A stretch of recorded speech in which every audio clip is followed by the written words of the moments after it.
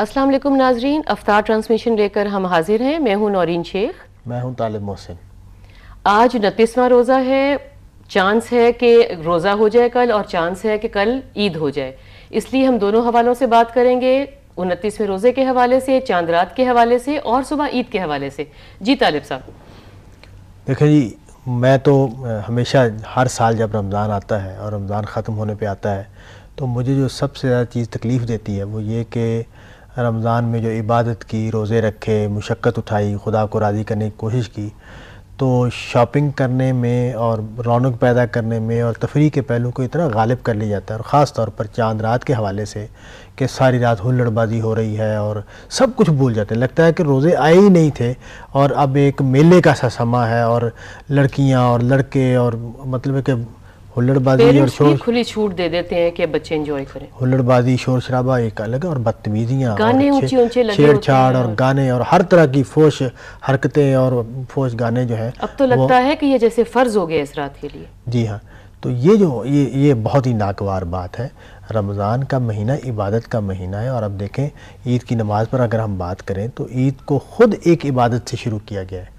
خوشی ٹھیک ہے، خوشی ہونی چاہیے، خوشی کی جانی چاہیے، لیکن اسلام ایک خاص طرح کا کوڈ آپ کو دیتا ہے، آپ ایک خاص طرح کے آپ کو کریکٹرسٹک پیدا کرتا ہے آپ کے اندر، تو آپ اس کو سب کچھ کو توڑ کے جیسے تالا کھلا پنجرے میں سے آپ نکل کے آزاد ہو گئے، اور آپ وہ رہے ہی نہیں جو آپ تھے، تو یہ بہت بری بات ہے۔ طالب صاحب، عید کی خوشی منانے کا تو یہ مطلب نہیں ہے کہ جو میں نے اس مہینے میں کوشش کی، میں امید رکھتا ہوں کہ میری کوشش کچھ اللہ تک پہنچی ہو، کچھ میں نے اچیو کیا ہو، اور اللہ مجھے توفیق دے کہ میں اس کو آگے لے کر اگلے رمضان تک لے جانے کی کوشش کروں، آگے بڑھنے کی کوشش کروں، بھول نہ جاؤں۔ اس چیز کی خوشی نہیں ہے؟ ہاں، یہ چیز کی خوشی ہے، اور اب مطلب کہ ایک عبادت کی ہے، آپ عبادت سے اٹھ کے نکل آ رہے ہیں، اور آپ نے سب کچھ چھوڑ دیا اور سب کچھ بھول گئے، اور صرف جس چیز میں سے آپ نکل رہے ہیں وہ آپ پہ روزے کی پابندی ختم ہوئی ہے، باقی آپ کی تسبیح ہے، آپ کی نماز ہے، آپ کا قرآن ہے،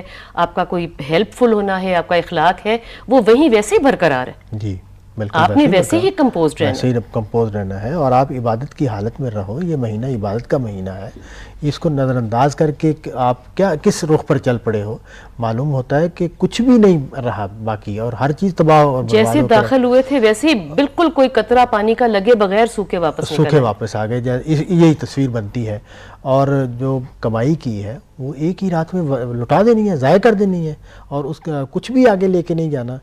رمضان کا تو ہم نے اصرار کیا ہے، اور رمضان ہر مسلمان سے ہم توقع کرتے ہیں کہ وہ رمضان کو اپنی زندگی بہتر بنانے کے لیے اپنے حق میں استعمال کرے گا، اس سے فائدہ اٹھائے گا، اور نمونہ بننے کی کوشش کرے گا، اپنے آپ کو مزید متقی بنائے گا اگلی زندگی میں۔ اس کے اثرات تو ہم چاہتے ہیں کہ ابھی سارے سال پر قائم رہیں، اتنا اچھا ہم اپنے آپ کو کر لیں کہ ہمارا اگلا سال بہت اچھے طریقے سے خدا کے ساتھ تعلق میں، عبادت میں، خدا کی حضور حاضری میں اور خدا کی اطاعت میں گزرے، اور ہم ایک ہی رات میں اس سب کچھ کو اتار کے پھینک کے تو برہنہ ہو کے ہم سڑکوں پر ناچنے کے لیے نکل آئے ہیں۔ اور طالب صاحب، آج جیسے کہ 29ویں کی رات ہے اور ابھی تک جیسے ڈیسائیڈڈ نہیں ہے کہ صبح عید ہے کہ نہیں، تو یہ جیسے ہم نے پہلے بھی ذکر کیا کہ یہ بھی طاق رات ہے، اس کو ہم نے اویل کرنا ہے۔ اگر کئی دفعہ رات کے 9، 10، 11، 12 کتنی دیر لگ جاتی ہے کہ اناؤنس نہیں ہوتا، اور لیٹ نائٹ پتہ لگتا ہے جی کہ صبح روزہ ہے، تو آپ نے یہ رات ضائع کر دی۔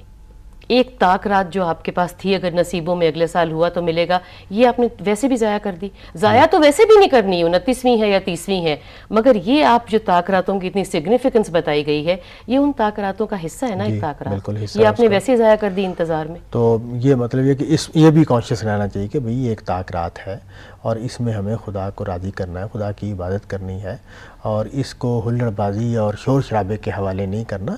دیکھیں، تفریح کی ایک جگہ ہے، اور تفریح کی ممانعت نہیں ہے، انجوائے کرنے کا، ہنسنے کا، مسکرانے کا، سب کچھ کی اجازت ہے۔ آپ نئے کپڑے پہنیں، آپ رونق کریں، آپ کھانا پینا کریں، آپ سیر تفریح پہ چلے جائیں، یہ سب چیزیں مباح ہیں، جائز ہیں، کرنی چاہیے، اس میں کوئی ممانعت نہیں ہے، لیکن حد ہے نا جی ہر چیز کی۔ لیکن آپ رمضان کے تقدس کو پامال کر ڈالیں، آپ روزے رکھنے کے سارے عمل کو ضائع کر ڈالیں، یہ بڑی ناپسندیدہ بات ہے اور بڑی ناگوار بات ہے جو ہر سال بڑھتی چلی جا رہی ہے۔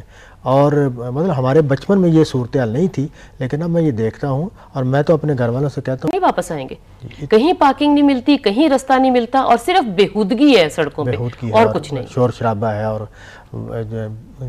بے حیائی کی چیزیں بھی ہمیں اونچے اونچے گانے لگ رہے ہیں، بالکل لگتا ہے کہ ایک دم ہر چیز سمٹ گئی ہے جیسے. تو یہ ایک یعنی ہم توجہ دلا رہے ہیں مسلمانوں کو کہ تم نے روزے رکھے ہیں، نمازیں پڑھی ہیں، قرآن کی تلاوت کی ہے، اپنے آپ کی کچھ بہتر کرنے کی کوشش کی ہے، تو اسی رو میں رہو، اس رو کو نقصان نہ پہنچاؤ، اس کو خراب نہ کرو.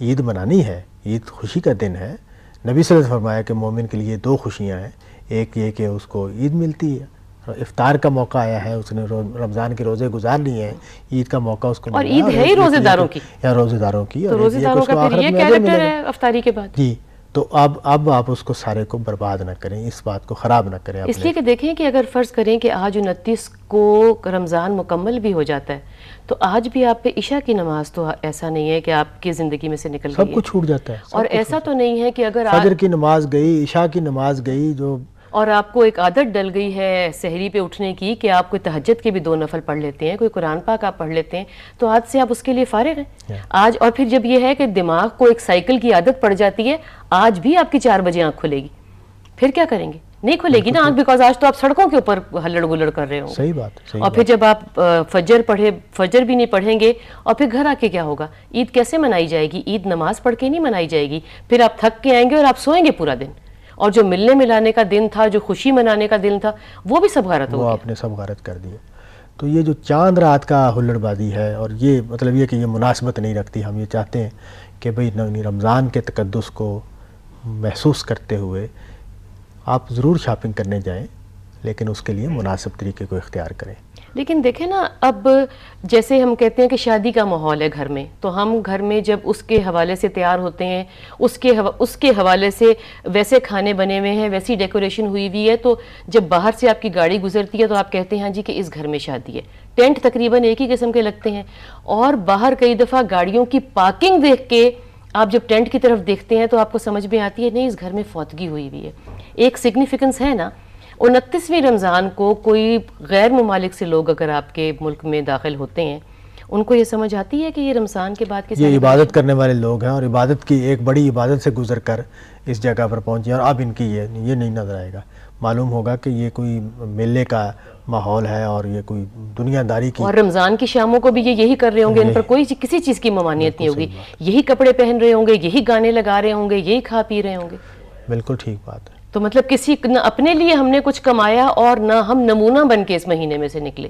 اور پھر پتہ نہیں اس کی سزا کے لیے اللہ ان لوگوں کو اگلا رمضان نصیب کرے نہ کرے. یعنی ایک بڑا موقع ہے جس کو ہم نے پایا تھا، اور ہم اس کو ضائع کرنے کے لیے تیار ہو گئے ہیں. یہ بات بڑی نامناسب ہے. اور اگر عید کے حوالے سے ہم دیکھیں تو خود عید کا جو تہوار ہے، جس کو ہمارے دین میں نبی صلی اللہ علیہ وسلم نے جاری فرمایا، اور اس کو ایک تہوار کے طور پر جاری فرمایا، اور عید کی نماز پہ نماز پڑھنے کو سٹریس کیا، ملنے کو آنے کو، مسجد میں آنے کو سٹریس کیا، وہ کس طرف چلا گیا سارا کچھ؟ وہ سارا کچھ غائب ہو گیا.